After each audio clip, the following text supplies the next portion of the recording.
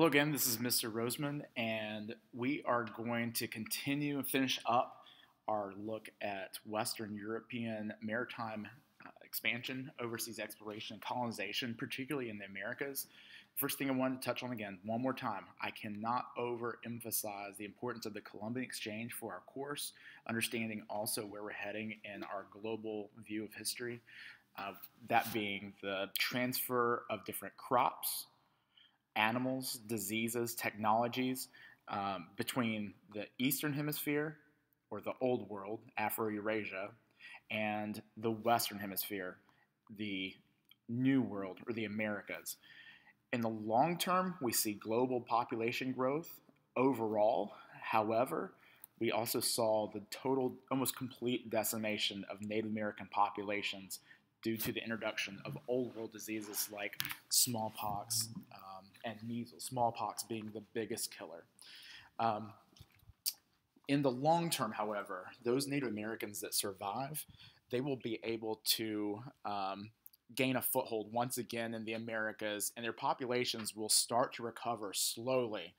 But we also have to consider crops like corn, potatoes, manioc. They're going to spread throughout Afro-Eurasia that will help boost populations in the long term as well, and help to stave off famines, because both maize or corn and potatoes, manioc, they're really hardy plants that provide considerable carbohydrates, particularly are very strong amounts of energy for people, and help to encourage longer lives for people who are growing and consuming those products.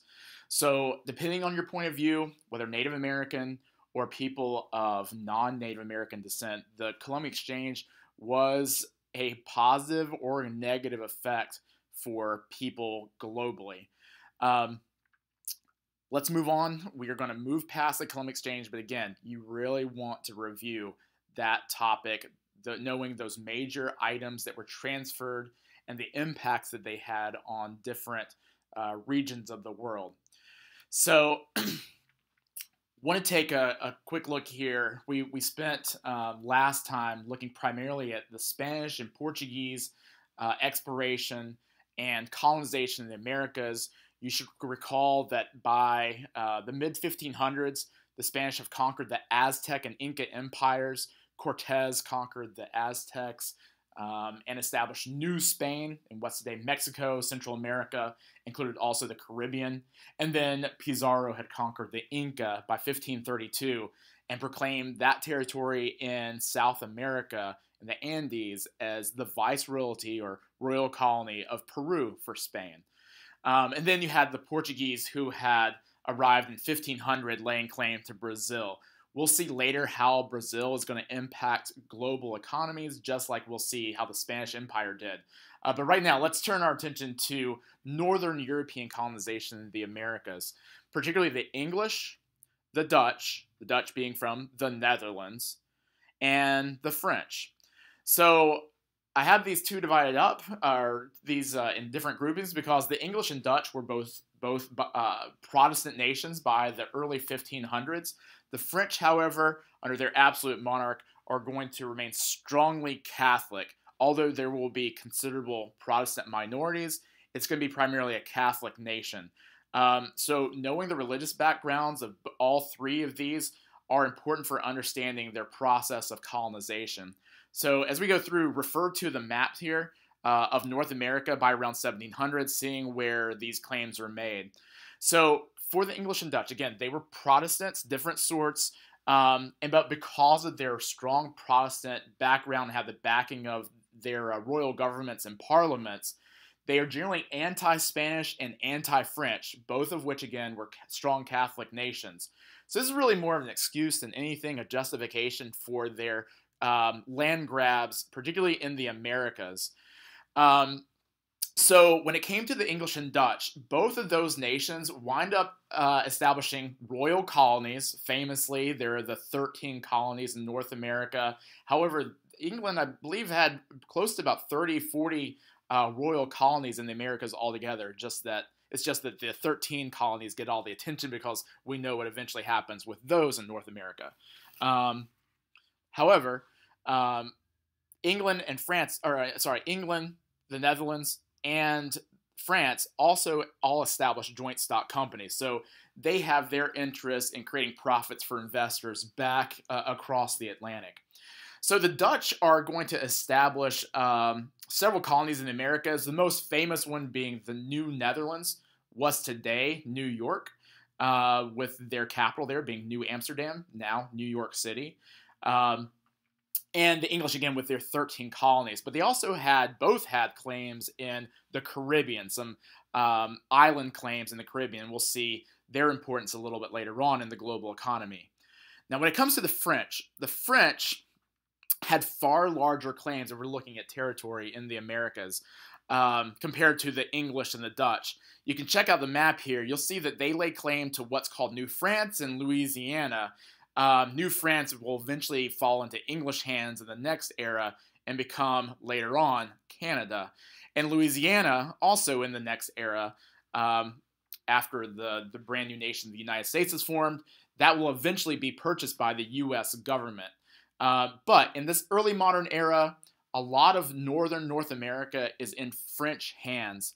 So as Catholics, they are encouraging Catholic missionaries, particularly the Jesuits, just like we saw amongst the Spanish and the Portuguese in the Americas, and their claim of New France, what's today also within Canada, Quebec, the primary French-speaking portion of Canada, and Louisiana. Louisiana is not just referring to the state here, what becomes later on the state of Louisiana, but all of this territory west of the Mississippi River. So they have huge claims to this land. And what's really making money for France in this territory is fur trading.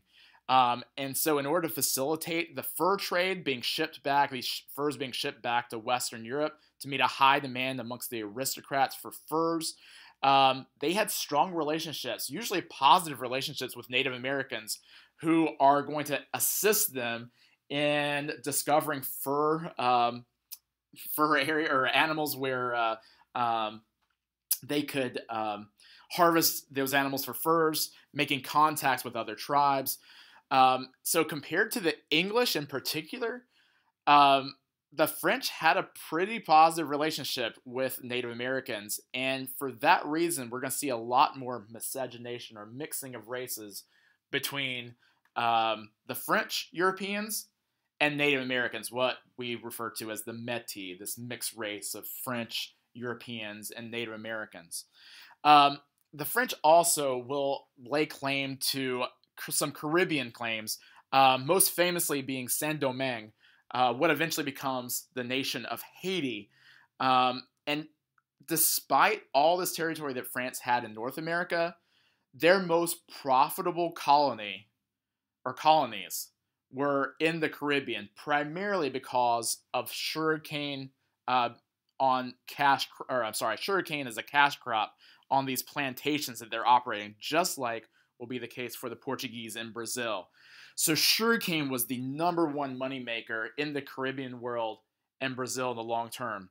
So the English and Dutch, also the French, they're going to monopolize most of North America, but right alongside them, you've got the Spanish, all right, here, starting in what becomes known as Latin America. So if we zoom out, here is our global view of maritime empires where they've laid claim by around 1700. If you check out the map, look closely, doesn't take a whole lot of effort here, most of the focus of colonization is in the Americas in this early modern era. We see very little actual land claims made in Africa and Asia. Portugal, remember, is going to be more dominant and interested in Africa and the Indian Ocean trade far more than the English will in this period. But again, check out the Americas, all these claims that are made by these Western European nations that are increasing in their rivalry with one another, each one trying to outdo the other, motivated by religious backgrounds, but more so a desire to acquire wealth from before another rival nation could claim it for themselves. So we're going to move on here and wrap up this idea of maritime exploration and colonization into the Americas, at least with this first intro, by looking at some major impacts of westward expansion into the Americas from around 1492, whenever it begins, October 12th, 1492 to 1750. So recall, in this era, we've got two brand new maritime trade networks, the transatlantic and the trans-Pacific trade networks. With that comes the beginnings of the Columbian exchange. We also see the beginnings of what's known as the Atlantic system, formerly known as famously the triangular trade system. We'll cover that again later in more depth in a couple weeks. But what we see here, starting in October 12th, 1492, is the beginning of the first truly global economy, where Afro-Eurasia is permanently going to be linked to the Americas. But not only are we dealing with trade of goods, but the transfer of plants, crops, animals, diseases, what sums up this idea of the Columbian exchange. So, because of the Columbian exchange, we see massive transformations in the environment, cultural and political features of the Americas. For example, in terms of environmental changes in the Americas, because of the introduction of European-style agriculture, their styles that we have seen and talked about in Western Europe through the post-classical era, those are going to be introduced to the Americas. So with the introduction of the iron plow, the use of the horse collar, the ox harness, and domesticated animals for drafting, for draft animals like horses and oxen, we're going to see the transformation of much of the American environment.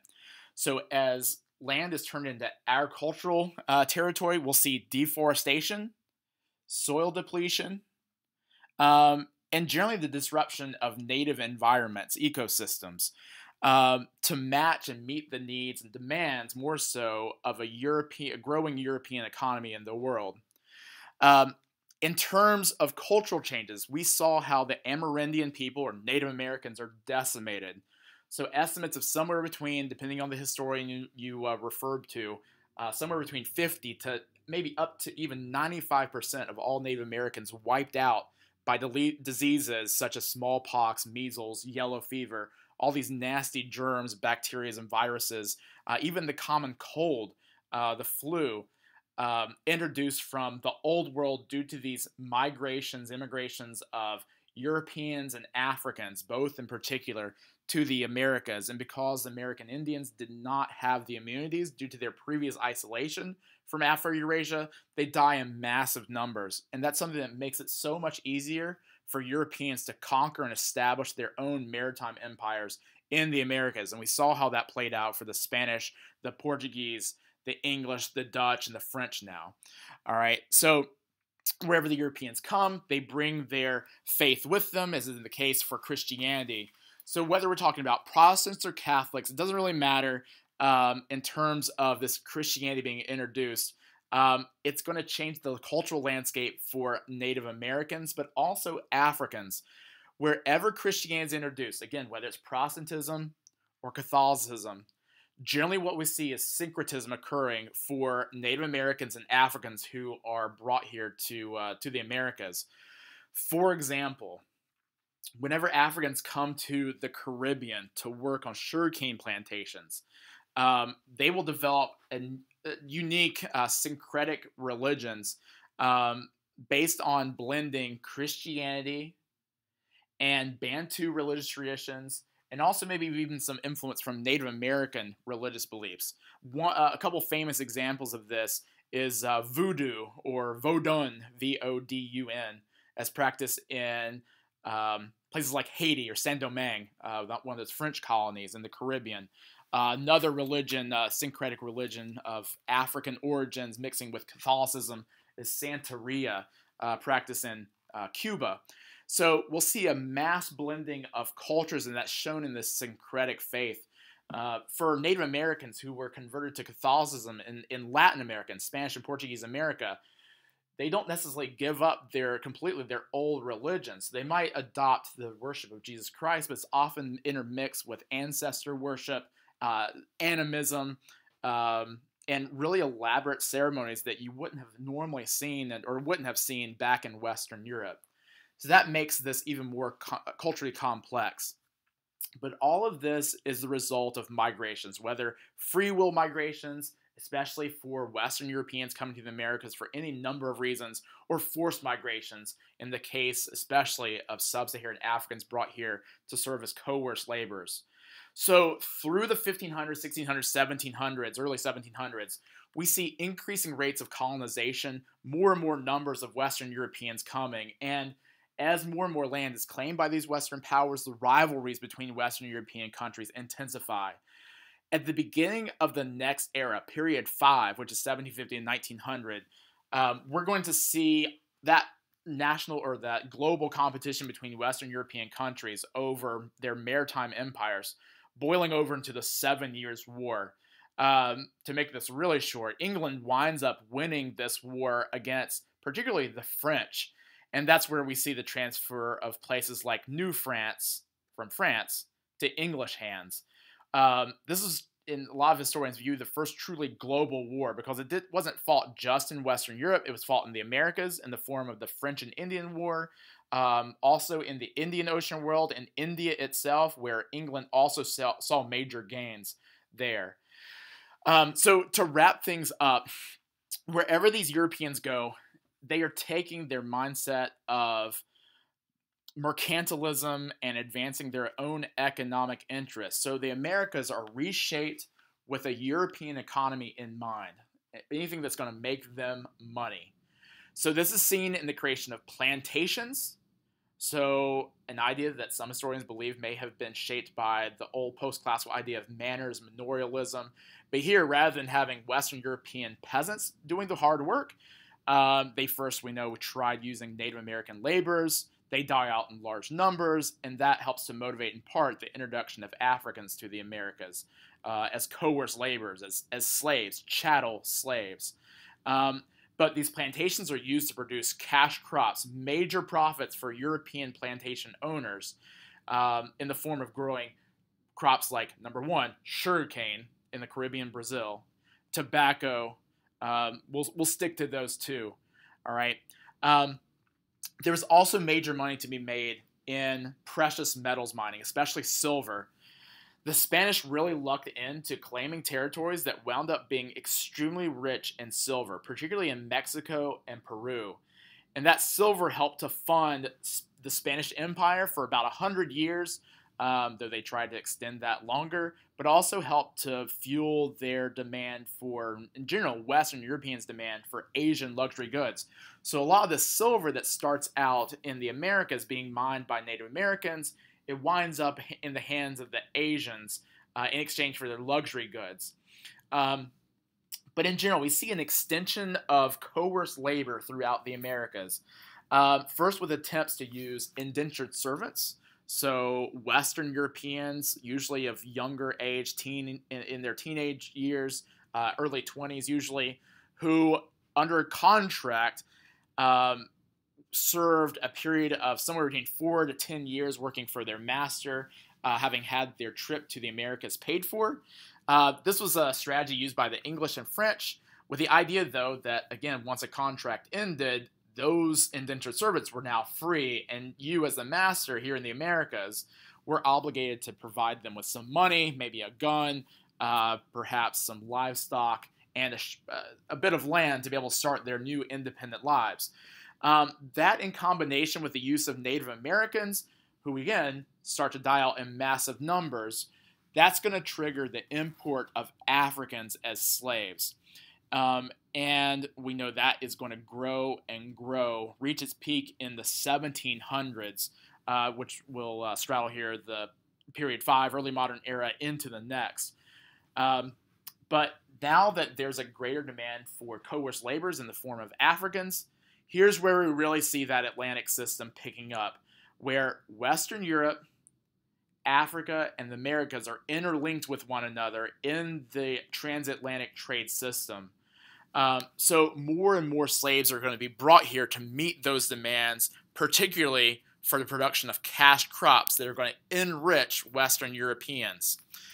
But no matter what's in the minds of these Western European nations in the Americas is this mercantilist policy, trying to enrich the mother nation or metropole, and exploiting the resources and people of their colonies, especially here in the Americas. So again, for better, for worse, depending on the different culture involved, there were great benefits to be gained from this interaction with the Americas. In the case of Native Americans, we see a massive drop in their populations and impacts on their culture. If you're talking about Africans, we're seeing them being forced away from their homes, being forced to make this middle passage journey from sub-Saharan Africa, West Africa, to the Americas, where they are bought and sold as chattel slaves, making their way, barely meeting the demands of their masters on plantations. Or Western Europeans who come here hoping for a better life where they're generally free. Some become very rich. Some are just disillusioned with this experience in the Americas. So we see an array of different points of view when it comes to this westward expansion into the Americas. And with that, that concludes here this intro to Western European interaction with the Americas, their interaction initially with Native Americans and also with sub-Saharan Africans in the Americas.